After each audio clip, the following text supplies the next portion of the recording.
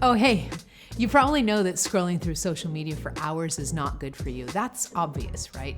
But this video isn't about those obvious toxic habits that we all know we have and need to change. This video is about the less obvious toxic habits that are affecting you spiritually and energetically. These are the things that you may not even know you're doing, but are really messing with your energy and negatively influencing your life, leaving you feeling stuck, unhappy, and unfulfilled. In this video, you'll learn what these 4 sneaky toxic habits are, why you have them, and how to replace these toxic habits with new, healthy ones. As I was preparing for this video, I polled my audience and asked if they had any negative habits that they wanted to get rid of before 2025. Unsurprisingly, the vast majority of people said yes, but check out option 3 of this poll, where people said that they might have some habits to get rid of, but weren't aware of them. That's what this video is all about, getting to the habits that you may have but are not aware you're even doing. The first one is constricting your energy, aka making yourself small in some way. In other words, believing something about yourself that is not true. This constricts your energy system because it adds a cape or a cover over it, making it heavier and smaller. Then your real self hides behind these covers, depriving the world of your whole authentic self.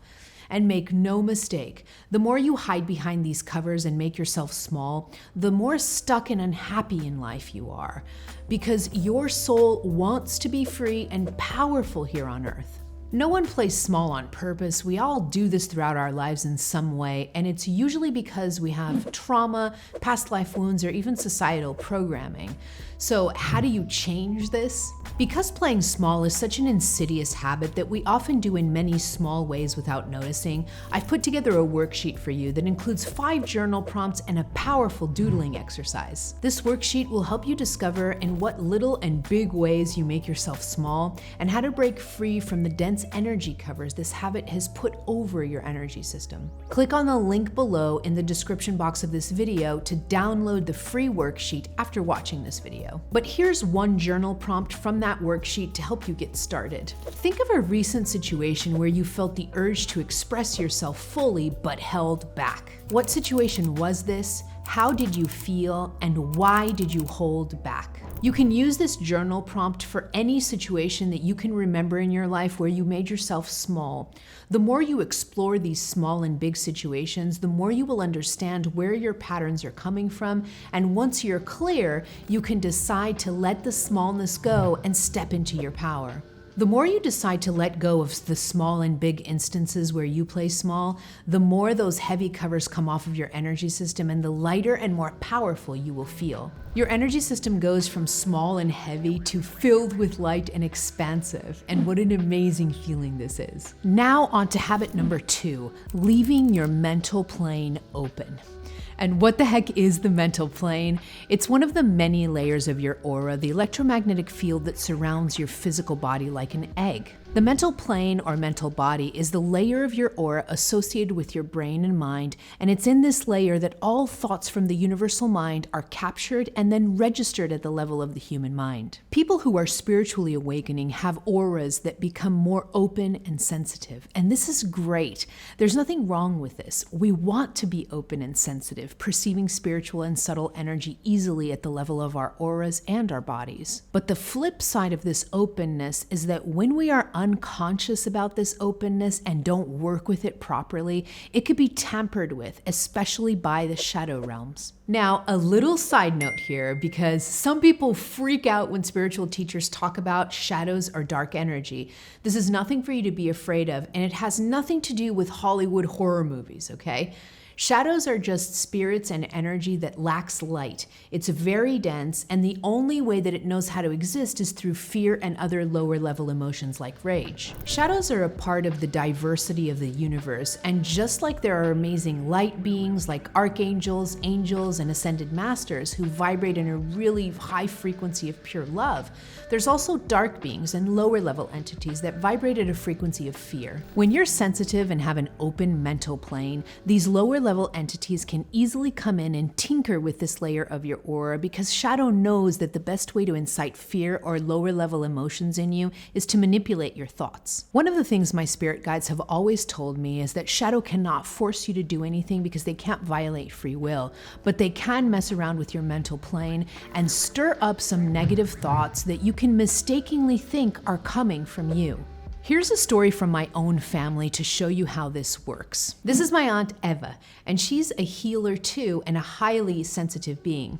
A few weeks ago, she was driving along the windy roads of the Azores Islands where I'm from and she lives, when suddenly she started thinking some really dark thoughts that came out of nowhere. The thoughts were suicidal in nature, and her mind was saying that she should just drive her car off a cliff because life wasn't worth living. The dark internal thoughts continued for a few minutes before my aunt realized she was being tampered with. Once she realized what was happening, she immediately called on her guides and on her soul, and she commanded the shadow being to leave her energy field and return back to God. And just like that, her mind cleared immediately and the dark thoughts were gone. This can seem insane, but shadow interference at the level of the mind is something that happens every day on this planet, and sensitives are a primary target, especially if they are doing healing and spiritual work on the planet. So if you have the habit of not being conscious and aware of the thoughts swirling in your head, you may get tampered with a lot. So how do we change this? You can't change the nature of your energy system, and it's supposed to be open and sensitive, but here's what you should absolutely stop doing: believing that your mind is always right. This understanding is life-changing for spiritual sensitives, and it spares us a lot of dark thoughts in the long run. If my aunt had let herself go down the rabbit hole of suicidal dark thoughts, her vibration would have lowered and she would have suffered from this. The same thing has happened to me many times also. I've been a target of shadow interference since I was a child, and once I learned that the thoughts happening in my mind weren't always true, especially the dark ones, my life changed for the better. And most importantly, I stood in my power without fear. You can't let yourself be easily swayed by your thoughts, because thoughts are stories and even illusions sometimes. Your mind is great for some things and horrible for others, so you have to learn how to use your mind like a tool, but not let it be your commander. Once you stop believing every thought that comes up in your mind, especially the dark or negative ones, the more in your power you'll be and the less prone to be influenced or tinkered with by shadow. Always remember this: your soul is always observing from a place beyond the mind. And you can tap into this soul consciousness anytime, especially when you feel any dark thoughts come up. But it's okay if you do forget from time to time, like my aunt did, and take time before you notice that shadow is messing with your mind. When you do, just follow this easy practice. Call on your soul and spirit guides or the energy of source directly if you want. Open a light portal in the space where you are, and you can do this by simply visualizing it or saying out loud, "I open a portal of light above me now." Then stand in your power and say out loud or in your mind, "I command any shadow entities to leave my presence and go back to God." Now, you may be thinking, how do I know if my mind is being tampered with by shadow? There are two easy ways to tell. The first one is that the thoughts are dark.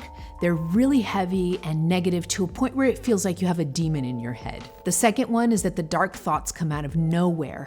Like my aunt was just driving somewhere and then the dark thoughts just came out of the blue. This is when you know you're in the presence of a shadow. But again, no fear. Just do the clearing practice I shared above, clean any interference, and move on with your day. The third toxic habit is falling into polarization. This is rampant on the planet right now, and it's when we energetically and mentally harden in one direction versus another. For example, being politically on the left versus on the right, or black versus white, or this nation versus that nation. We can all have opinions and believe certain things to be true above others, and we can even advocate for our points of view and be activists for certain things we're passionate about. There's nothing wrong with that. But what's happening right now on the planet is more severe. It's a profound polarization of energy where my mind takes over and my heart hardens.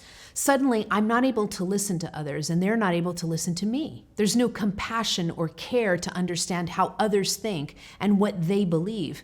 There's no interest in finding common ground or in compromising. This extreme polarization is part of the shift in energy on the planet. As more light comes into the planet and we're being called to evolve to higher levels of consciousness, there's a counterbalance of the energy in the other direction toward less light and more chaos and discordance. Think of it like a pendulum.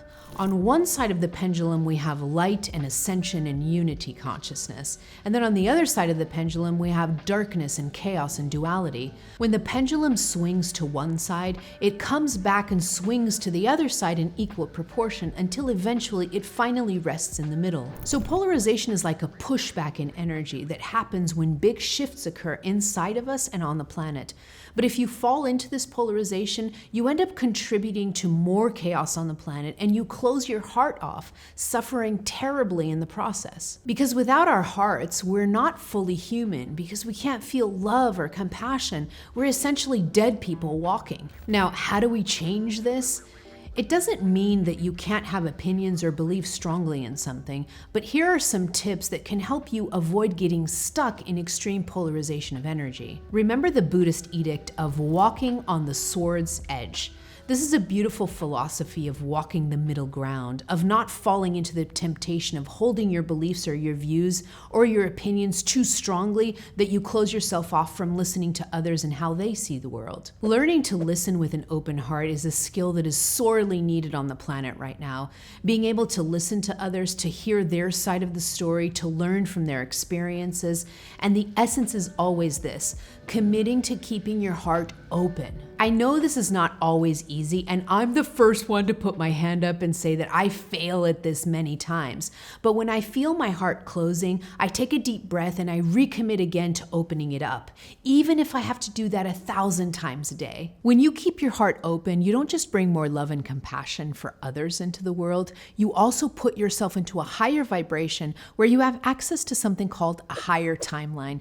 Check out this video here to learn more about what timelines are and how you can tap into your highest timeline today.